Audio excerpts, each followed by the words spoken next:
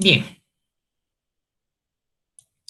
vamos a ver el tema de tromboembolismo pulmonar, que vendría a ser la afección vascular del pulmón, dentro de las categorías de enfermedades pulmonares. ¿Qué es el tromboembolismo pulmonar? Pues básicamente es la obstrucción, ya sea parcial o total, de la circulación de la arteria pulmonar por un émbolo. Recuerdan lo que es un émbolo, ¿no es cierto? Es un fragmento de un coágulo.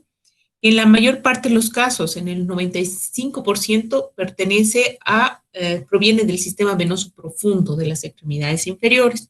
El 5% restante viene de otros vasos, de las cavidades cardíacas o de las venas ilíacas, pero la mayoría viene del sistema profundo de las extremidades inferiores. El tromboembolismo pulmonar está muy relacionado con otra alteración, que es la trombosis venosa profunda. ¿Qué es la trombosis venosa profunda? En realidad, tanto la trombosis venosa profunda como el tromboembolismo pulmonar son manifestaciones de una enfermedad. De hecho, el tromboembolismo pulmonar es una complicación de la enfermedad tromboembólica venosa. ¿Qué es esto? Es la presencia de un coágulo, de un trombo, ya con su consiguiente reacción inflamatoria en el sistema venoso profundo. Eso es la trombosis venosa profunda. Y hay distintos factores que van a hacer que se produzcan estos coágulos, estos trombos en las venas de las extremidades. Y el desprendimiento de un fragmento de esos trombos, un émbolo, que va a llegar a través de la circulación al corazón y de ahí al pulmón, es lo que provoca el tromboembolismo pulmonar. Es decir, son enfermedades muy relacionadas y básicamente es una complicación de la trombosis venosa profunda. El TEP o el tromboembolismo pulmonar es la tercera causa de muerte cardiovascular después de la enfermedad coronaria y los accidentes vasculares cerebrales, es decir, es bastante frecuente. No es una enfermedad fácil de diagnosticar, pues es a veces muy complicado porque la clínica es muy silente y la trombosis venosa profunda, que si bien cualquiera puede tener, no todos van a hacer tromboembolismo pulmonar. Los costos son altos para poder hacer el diagnóstico, lo cual hace que necesitemos reconocerlas lo más pronto posible, aunque sea difícil, para poder de esa manera brindar un tratamiento más adecuado. Alrededor del 80% de los pacientes que hacen un tromboembolismo pulmonar o una embolia pulmonar van a tener asociada una trombosis venosa profunda, es decir, la afección con trombos en las venas de las extremidades inferiores. 50% de los pacientes con trombosis venosa profunda sintomática desarrollarán embolia pulmonar que a veces puede no dar síntomas, ya es decir, desprender coágulos, trombos pequeños que en el paciente no van a dar síntomas. Y el 80% de los pacientes con embolia pulmonar posterior a una cirugía tienen una trombosis venosa profunda en sus extremidades. Es decir, que están muy estrechamente relacionadas ambas patologías y es por eso que las vamos a dar juntas. Bien, ¿qué es la trombosis venosa profunda? Ya es una patología bastante frecuente y que en realidad puede no dar síntomas, desarrollarse en forma subclínica durante mucho tiempo o debutar con un cuadro agudo de compromiso de extremidades, edema, congestión y dolor de la extremidad, que en ocasiones es invalidante, y además problemas locales de la circulación que van a producir pues úlceras. ¿Ya? ¿Qué es lo que ocurre? Normalmente tenemos un sistema venoso superficial y uno profundo en las piernas. Ya esta circulación venosa pues impulsa la sangre hacia los grandes venas, que en este caso son las venas cavas, ya para que de ahí lleguen al corazón para después su oxigenación en la circulación pulmonar. Entonces estas venas van a tener en su interior unas válvulas y estas válvulas van a facilitar que la sangre vaya hacia el sentido cardíaco y no retorne. ¿Ya? Estas válvulas venosas son importantes en este sentido. Además, la contracción muscular, los músculos, porque este sistema está muy enraizado en los músculos, hacen una especie de expresión, exprimen las venas ya con la contracción muscular. Entonces, por distintos factores, ya sea la posición mantenida de pie, la falta de ejercicio, el sedentarismo, el sobrepeso, hacen que estas venas, primero, tengan una disfunción en las válvulas, ¿ya? Que evitan el retroceso. Segundo, vayan a tener una alteración a nivel muscular, que no tienen un buen soporte muscular y no hay un adecuado ordeñamiento de estas venas, ya van a producir que haya una éstasis, ya las venas se dilaten, la sangre se quede estancada, el sistema valvular no funciona y eso va a crear un flujo turbulento en las venas, ¿ya? Y eso va a crear lo que se conoce como varices, que en los casos de las varices profundas muchas veces no siempre son visibles a simple vista, y cuando llegan a tener ya un proceso inflamatorio importante, una ruptura de vasos, una úlcera por esta debilitación del tejido, recién se hacen manifiestos. No todas las personas que tienen pues tienen varices, no todos tenemos varices. Hay ciertos factores predisponentes para que se formen estas varices, estas trombosis venosas. Y ya desde el siglo XIX, este señor Virchow es el que ha descrito los factores fundamentales que van a hacer que se formen coágulos o se produzcan trombos intravasculares. Y estos factores no solamente son para la trombosis venosa, sino para cualquier situación que produzcan coágulos intravasculares. Los tres factores son el daño o la lesión endotelial de la pared vascular, la éstasis al flujo sanguíneo, un flujo sanguíneo anormal, y cambios en la coagulabilidad de la sangre, la hipercoagulabilidad. Esta triada, las tres manifestaciones que son las que hacen que se produzca trombosis, es lo que se conoce como la triada de Virchow, ya porque fue descrita por este doctor en el siglo XIX.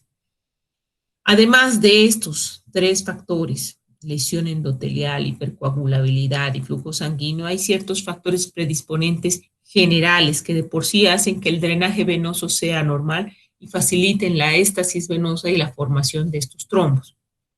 La mayor parte es la edad. Más de 50 años es un factor de riesgo porque de por sí la actividad física es menor, ya las válvulas venosas funcionan menos y hace que pues haya más éstasis venosa. La obesidad, el sobrepeso, la hipertensión arterial y el tabaquismo se van a asociar mucho más a tromboflebitis o trombosis venosa profunda. Dentro de la triada de Virchow, ¿qué factores serían los que colaboran en la formación de coágulos? Primero, las lesiones vasculares en la pared vascular o la lesión endoteliar se puede dar, por ejemplo, en situaciones de trauma o cirugía. En caso de que uno pueda hacer una punción venosa, por ejemplo, colocar un catéter, por irritación química, cuando se coloca algún fármaco que puede producir irritación química, cuando se haga una alteración, cuando tenga una alteración valvular, una valvulopatía. También las arteriosclerosis venosas, que eso es más raro, porque generalmente hemos visto que es una enfermedad de las arterias, y la presencia de sondas, de catéteres en forma permanente, van a producir lesión endotelial que va a activar una serie de cadenas de formación de coágulos intravasculares. Otro segundo factor del estado de la triada es el estado de hipercoagulabilidad. El estado de hipercoagulabilidad o cierta presencia de factores que favorecen la formación de coágulos intravasculares. En estos está, por ejemplo, la presencia de tumores que no necesariamente son vecinos, sino pueden ser alejados del lugar donde se producen las varices. El embarazo y el periodo del periparto son factores para producir más coágulos sanguíneos. El exceso de estrógenos, el tratamiento con estrógenos, los traumatismos o cirugías de la extremidad inferior, cadera, abdomen, pelvis, que van a hacer que se activen más los factores de coagulación, enteropatías inflamatorias, el síndrome nefrótico, las sepsis y la trombofilia, que son enfermedades específicas, la trombofilia de la formación de coágulos. y la éstasis circulatoria, es decir, la alteración en la circulación venosa. Puede ser por fibrilación auricular, una alteración cardíaca que evita que haya un buen retorno venoso, disfunción ventricular izquierda, lo mismo, la inmovilidad o la parálisis muscular. Si un paciente está mucho tiempo inmóvil, ya sea por distintas situaciones, pues va a hacer que no haya ese ordeñamiento muscular adecuado del venoso y genere éstasis venosa. Ya la insuficiencia venosa, la disfunción de las válvulas venosas también va a generar que se provoquen dilataciones anormales y estas varices y obviamente se formen trombos. La obstrucción venosa por un tumor, la obesidad y el embarazo. Como ven, aquí son varios factores de riesgo que van a predisponer a la formación de varices y eh, trombosis venosa en extremidades inferiores, trombosis venosa profunda. Ahora, de los pacientes que tienen trombosis venosa profunda, la clínica, las manifestaciones clínicas solo se ven en un tercio de estos. La mayor parte de los pacientes son asintomáticos, casi no tiene síntomas. Y los síntomas se pueden describir en 6 puntos. Un punto es dolor y sensibilidad en la extremidad inferior, especialmente a nivel de los músculos. Ya esto ocurre que cuando el paciente, por ejemplo, está en reposo, va a acostarse en la cama y va a sentir el dolor, ya el tumecimiento en la pierna. Otro síntoma es la presencia de edema. El edema distal en la extremidad puede ser un síntoma de alerta y a veces la distensión venosa superficial, que las venas superficiales estén distendidas y a veces se notan, son visibles. Tercero, es el aumento de la trama venosa superficial por circulación colateral. Puede notarse en algunas personas la circulación venosa superficial, pero cuando esta es muy manifiesta, demasiada circulación colateral ya es un signo de alarma. Signos de congestión venosa con aspecto cianótico, es decir, cianosis, cambios en la coloración en la extremidad. El quinto es eritema en relación a zonas de inflamación vascular o perivascular, es decir, que ya se ha creado una varice y hay un área de inflamación. Y la palpación de un cordón venoso que corresponde a una vena trombosada. Ya eso en casos de que sea mucho más severo. Pero como hemos dicho, la mayoría pueden no tener ningún síntoma. Entonces, aquí vamos a ver ya, por ejemplo, edema de la extremidad, un aumento de volumen claro de una extremidad con otro, ya con aumento de la circulación venosa superficial, con áreas equimóticas y cambio de coloración de la extremidad. Aquí lo mismo, incluso se puede ver la dilatación venosa, los tramos palpables, la circulación colateral, cambios tróficos en la piel, cambio de temperatura. Y acá, si bien no se ven tan manifiesto, puede ser simplemente así, un aumento de volumen edema con coloración poco más eritematosa.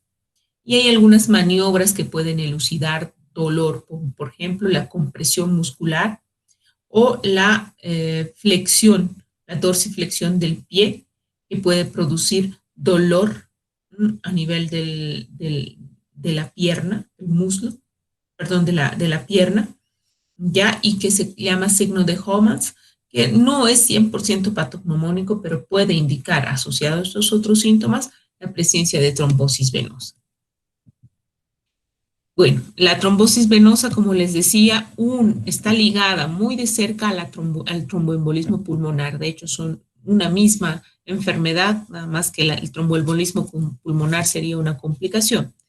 Entonces, tenemos unas venas profundas de las piernas en las cuales hay alteraciones en la circulación, hay alteraciones en las válvulas, y esto genera una éstasis venosa y la formación de un coágulo.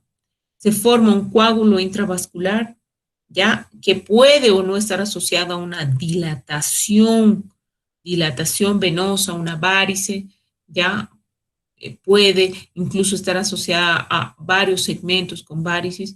Lo cierto es que se forma un coágulo dentro de la vena y se desprende por distintos factores un fragmento del coágulo, que es un émbolo.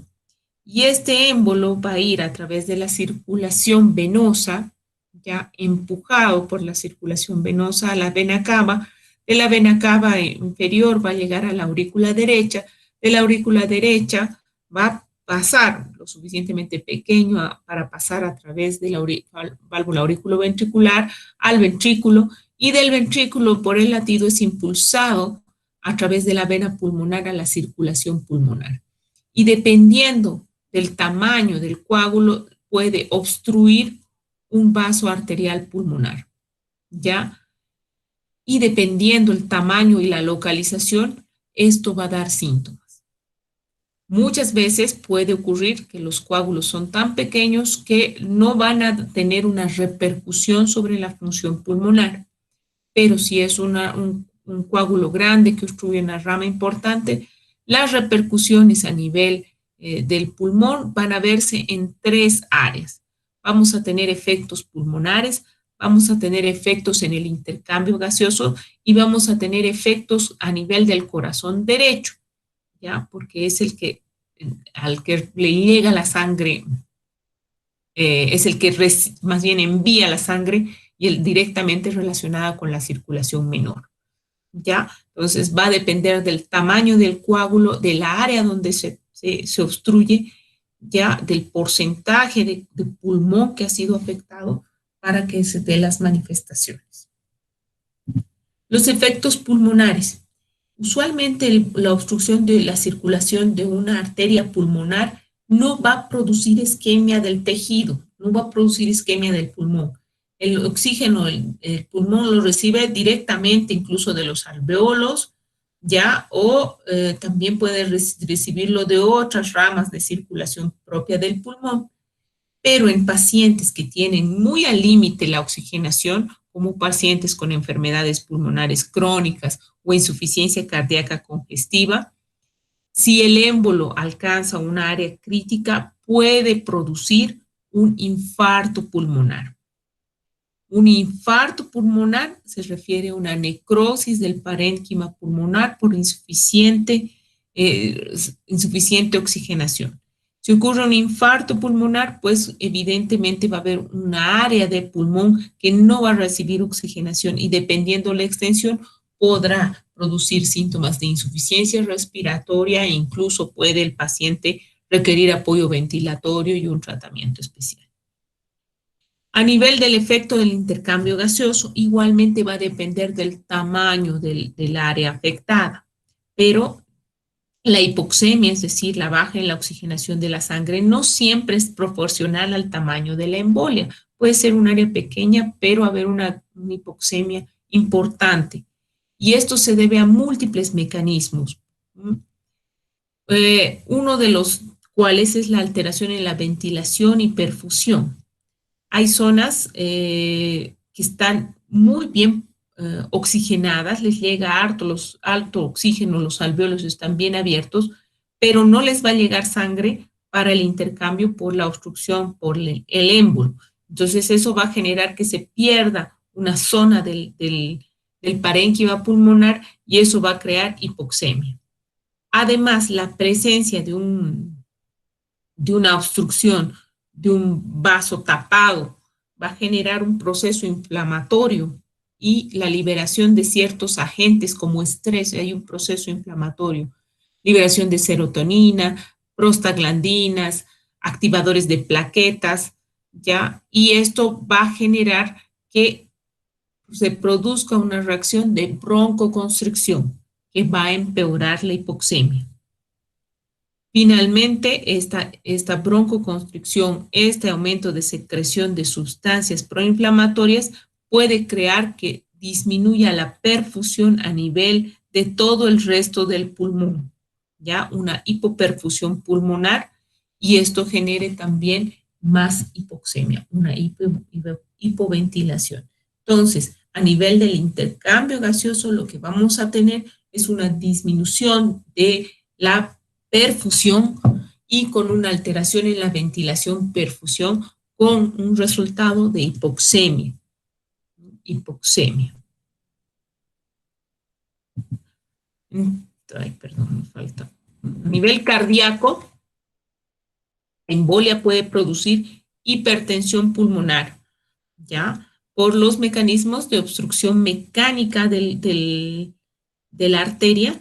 Esto hace que aumenta la resistencia vascular y a su vez esto genera sobrecarga en el corazón derecho y esto hace que pues genere que se produzca una falla cardíaca a la larga, una falla cardíaca derecha. Ya, si esto ocurre, digamos, en un área pequeña, compensa adecuadamente, la instalación es lenta, pero si es un área importante, lo que puede ocurrir es una falla cardíaca congestiva. No se puede adaptar a los volúmenes, aumento de presión y va a producir shock, colapso circulatorio y puede incluso generar una falla cardíaca aguda. Ahora, ¿cuáles son las manifestaciones clínicas del TEP?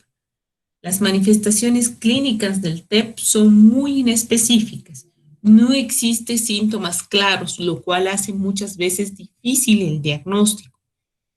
Uno tiene que tener un alto índice de sospecha. Generalmente pacientes van a tener factores de riesgo para su producción. Entonces, los síntomas de TEP podemos tener la disnea, es uno de los más frecuentes. En el 80% de los pacientes van a debutar con disnea, es decir, aparece una disnea de la nada, disnea espontánea súbita.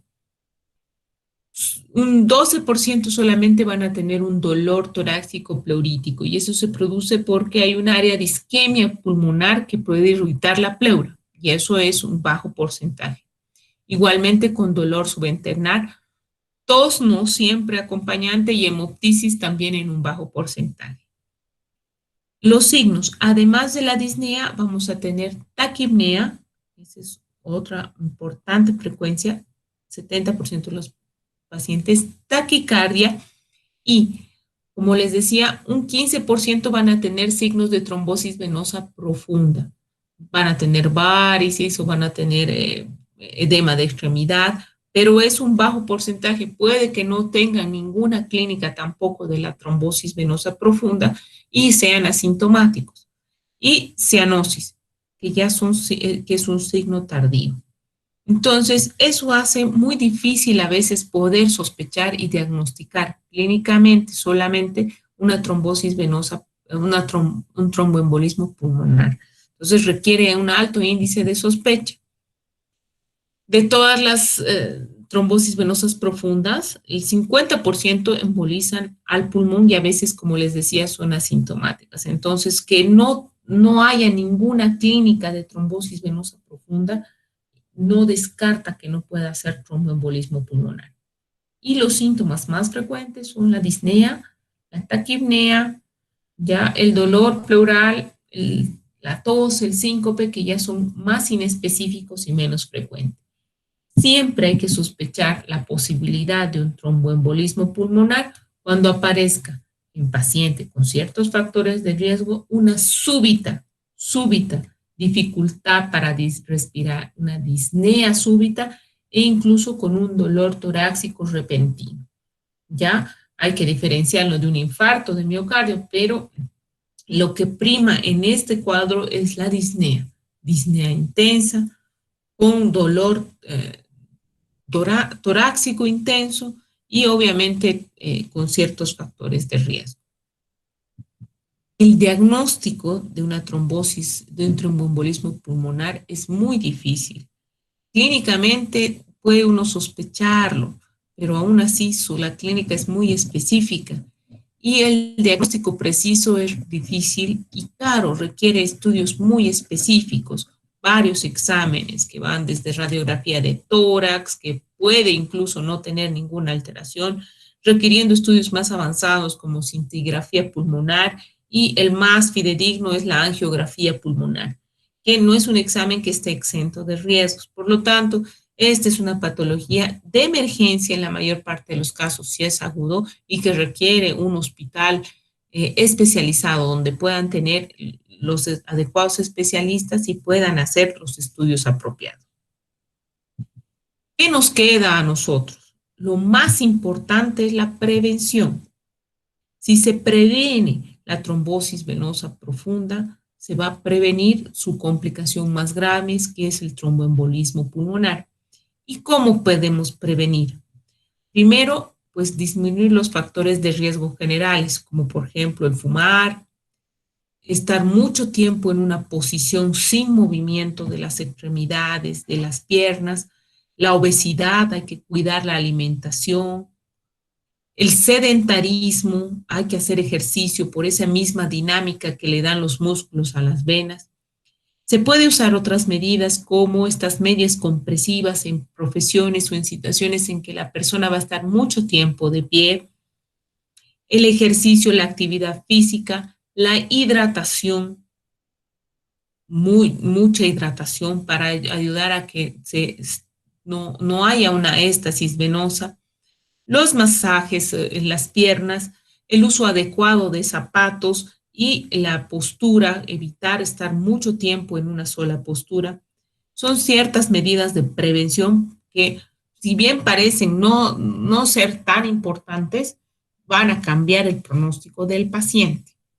Si tenemos un paciente que ha sido operado, ya ha sido, por ejemplo, una cirugía de cadera, una cirugía de extremidad, una cirugía abdominal que va a estar mucho tiempo acostado, es decir, sin moverse, porque no puede moverse, tiene cirugía de columna, por decirles, necesita ciertos parámetros, ciertos apoyos para evitar que se formen coágulos en las extremidades inferiores y que estos generen tromboembolismo.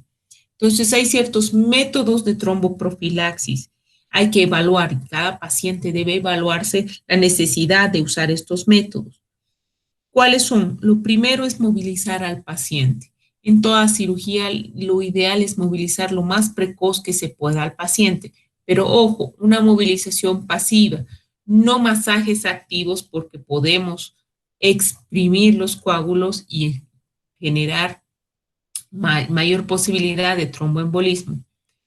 El uso de medias de compresión graduada, compresión neumática intermitente durante la cirugía, bombas venosas en el pie, son estrategias mecánicas que ayudan a evitar la éstasis venosa, esto sobre todo en pacientes que están acostados, por ejemplo, en terapia intensiva, ¿no? Terapia intensiva en el que no se pueden mover, y el uso de fármacos anticoagulantes como la heparina de bajo peso molecular profiláctica que se da para evitar la formación de trombos, algunos fármacos cumarínicos vía oral, el rivaroxadam, que es un antitrombocitario también, de acción principalmente a nivel venoso, y el dabigatran, que este no está disponible en el país. Pero en pacientes hospitalizados, generalmente la estrategia es usar los métodos mecánicos y en algunos pacientes la heparina de bajo peso molecular.